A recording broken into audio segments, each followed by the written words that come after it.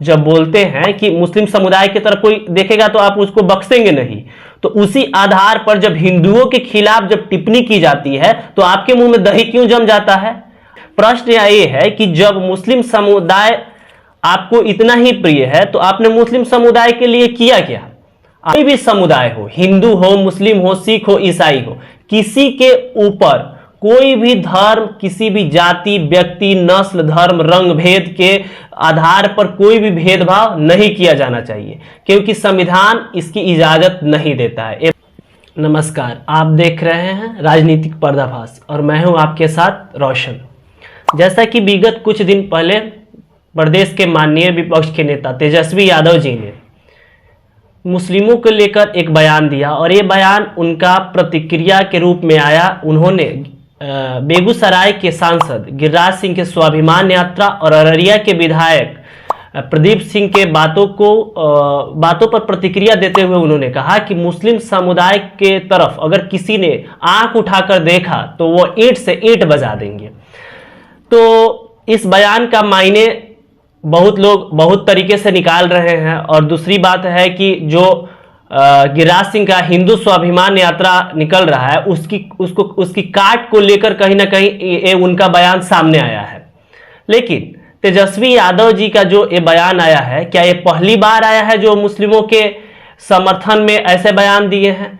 RJD जो मुस्लिमों को अपना वोट बैंक के रूप में मानती है, मुस्लिम समुदाय का 70, 75, 80% के करीब वोट राजद को जाता है। दूसरी बात यह है, तो इसको लेकर भी वोटों की अगर गणित को भी समझा जाए तो इसको लेकर भी राजद की ऐसी बयान, और एक तरह से देखा जाए तो तेजस्वी यादव जी का भी ऐसा बयान, कोई अतिशयोक्ति नहीं है कि उन्होंने ऐसा बयान दिया। दूसरी बात यह है कि मुस्लिम समुदाय को लेकर इतनी छोटी छोटी बयानों पर आप अपना टिप्पणी करने वाले तेजस्वी यादव जी, जब हिंदुओं के खिलाफ जब बोला जाता है तो आप चुप क्यों रहते हैं?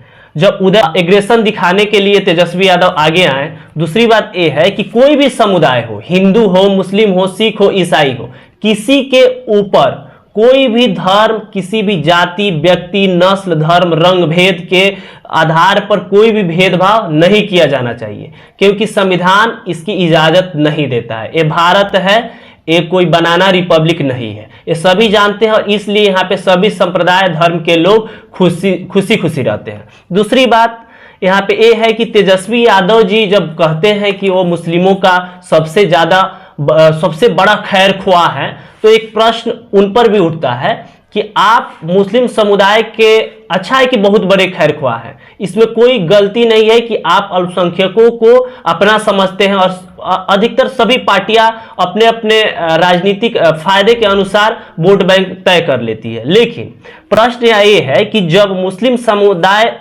आपको इतना ही प्रिय है तो आपने मुस्लिम समुदाय के लिए किया क्या? आज प्रश्न तो आपसे यही पूछा जाएगा ना कि आप मुस्लिम समुदाय को जब अपना मानते हैं तो आपने मुस्लिम समुदाय के लिए आज तक क्या किया है, उसको बताइए। आप बताइए, क्या सचर्स कमेटी के जो भी रिपोर्ट आए वो क्या जो पब्लिक डोमेन में है, क्या वो लागू किए गए? क्या आपने उनकी राजनीति की, उनका नाम लेकर, मुस्लिम समुदाय के नाम लेकर आपने राजनीति की? तो क्या आपने उनकी साक्षरता दर को आगे बढ़ाया? क्या आपने बिहार के मुस्लिमों को मुख्यधारा में जोड़ा? क्या आपने बिहार के मुस्लिमों को सरकारी नौकरी में उनकी सहभागिता को आगे बढ़ाया? क्या आपने बिहार के मुसलमानों के लिए स्कूल, शिक्षा और स्वास्थ्य जैसी सेवाओं के लिए आगे आकर आपने बात की? क्या आपने मुस्लिम महिलाओं की आज़ादी के लिए, और मुस्लिम आज़ादी के मतलब समझिए तो क्या मुस्लिम महिलाओं को जो ट्रिपल तलाक से जो आज़ादी की बात की गई, क्या आपने उसका समर्थन किया? क्या आपने शाह बानो मामले में अपना स्टैंड क्लियर किया? क्या आपने सायरा बानो वाला मामला जो है उसमें अपना स्टैंड क्लियर किया? नहीं किया। दूसरी बात, आप मुस्लिम समुदाय के सबसे बड़ा रहनुमा बनते हैं, आप बोलते हैं कि जो भी लोग उनकी तरफ आंख उठा के देखेगा तो आप ईंट से ईंट बजा देंगे। तो आपका ये जो बयान है सिर्फ एक ही धर्म के लिए क्यों आता है? आप जब बोलते हैं कि मुस्लिम समुदाय की तरफ कोई देखेगा तो आप उसको बख्शेंगे नहीं, तो उसी आधार पर जब हिंदुओं के खिलाफ जब टिप्पणी की जाती है तो आपके मुंह में दही क्यों जम जाता है? आपके मुंह में हर एक छोटी छोटी बयानों पर आप अपना टिप्पणी करने वाले तेजस्वी यादव जी, जब हिंदुओं के खिलाफ जब बोला जाता है तो आप चुप क्यों रहते हैं?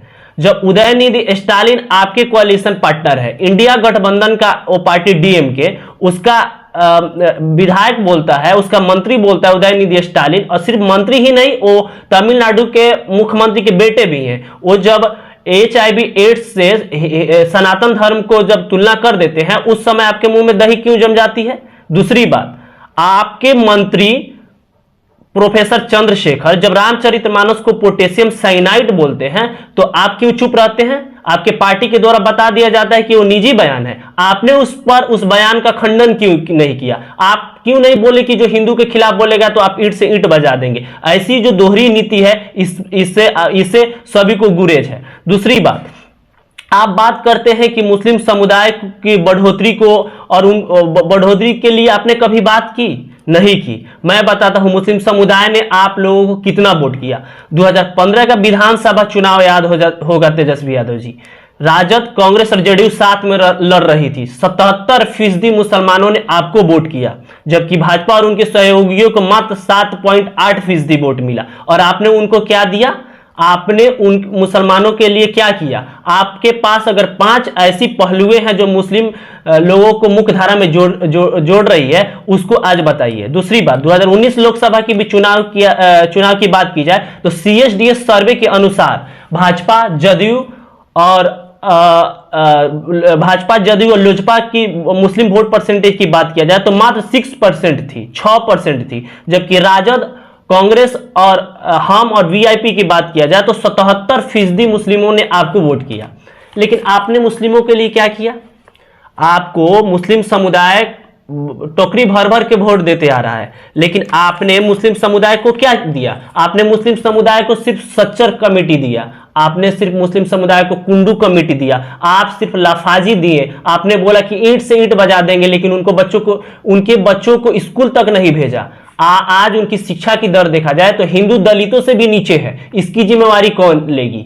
इसकी जिम्मेवारी कौन लेगी? जो समाज, जो धर्म आपको 80% के करीब वोट दे रहा है, प्रत्येक राज्य में आपको सहयोगियों को वोट दे रहा है, वहां की स्थिति और आपके बिहार की स्थिति दोनों को मिला के देखा जाए तो मुस्लिम समुदाय दोनों जगह पिछड़ा हुआ है। इसकी जिम्मेवारी कौन लेगा?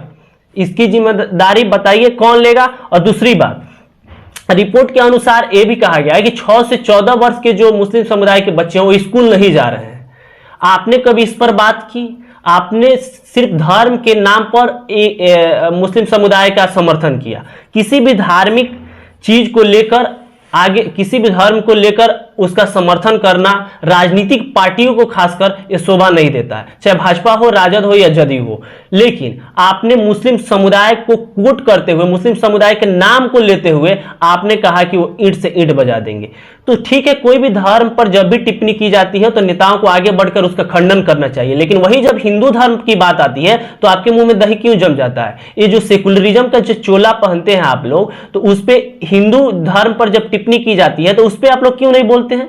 क्या न्याय भी पक्षपात करती है? क्या धर्म की राजनीति करते करते आप लोग इतने अंधे और बहरे गूंगे हो गए कि जब हिंदू धर्म पे कुछ बोला जाता है तो आप लोग को ना दिखाई देता है, ना सुनाई देता है, और ना मुंह से कुछ फूटते हैं आप लोग? इसकी जिम्मेवारी कौन लेगा?